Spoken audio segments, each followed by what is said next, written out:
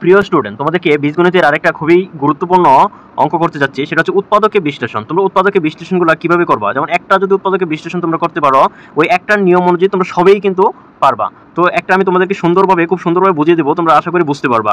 তো আমার উৎপাদকের বিশ্লেষণ করতে হলে আমরা এ স্কোয়ার প্লাস 5a প্লাস 6, এটা আমরা উৎপাদকে বিশ্লেষণ করবো। এটা কিভাবে আমরা উৎপাদক বিশ্লেষণ, তোমরা খুব মনোযোগ সহকারে শুনবা, ঠিক আছে? একটা যদি উৎপাদক বিশ্লেষণ করতে হয়, একটা ধরে তোমরা সবাই কিন্তু পারবা। তো এটা করতে হলে তোমার এটা কি করতে হবে, এখানে কি আছে, এ স্কোয়ার প্লাস 5a প্লাস 6, এই 6টাকে তোমার লসাগু করতে হবে, এই 6টাকে তোমার ভাঙতে হবে, এই 6টাকে এমনভাবে ভাঙতে হবে।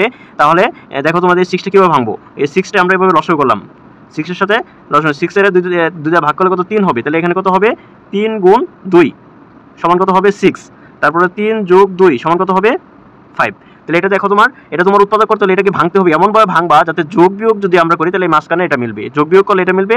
আর যদি আমরা গুণ করি, আমরা যদি দুইটা সংখ্যা গুণ করি, 2 আর 6, 2 আর 3 গুণ করি তাহলে 6 হবে, আর যদি আমরা যোগ করি তাহলে 5 হবে।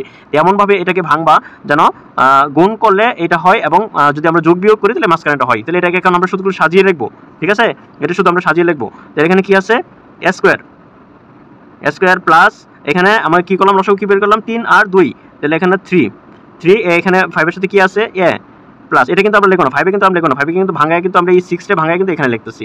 তারপর হচ্ছে এই প্লাসে, এটার সাথে এটা কিন্তু গুণ হবে, চিহ্ন এখানে কিন্তু দুইটাই প্লাস আছে, তার জন্য প্লাস রয়ে গেল। এটা যদি মাইনাস থাকতো তাহলে প্লাস মাইনাসে মাইনাস হয়ে যেত, কিন্তু চিহ্ন চেঞ্জ হয়ে যেত। তাহলে কত হবে, 2a প্লাস এখানে 6 যা আছে তাই লিখলাম। মানে এক কথায় এখানে যদি 5-এর সাথে এ থাকে তাহলে এই দুইটাতে এ বসাবা, 5-এর সাথে x থাকে দুইটাতে x বসাবা, ঠিক আছে? এখানে যা থাকে তাই বসাবা, এখানে 5-এ কিন্তু আর এখানে লেখার দরকার নাই, ঠিক আছে? তো এখন এখানে দুইটা ভাগ করবা, এইখানে এতটুকু ভাগ করবা আর এখানে এতটুকু ভাগ করবা, এই দুটো ভাগ করে তোমরা কমন নিবা। এখানে কি কমন যায়, দুটো সংখ্যার মধ্যে, দুটো সংখ্যাতে দেখো এ আছে, আমাদের কিন্তু এ কমন যায়। এ কমন নিলে কি থাকবে, এখানে দুইটা এ ছিল, একটা নিয়ে নিলাম আরেকটা থাকবে, তার হচ্ছে প্লাস, এখানে একটা ছিল একটা নিয়ে নিলাম, আর 3 আছে 3 থাকবে, ঠিক আছে?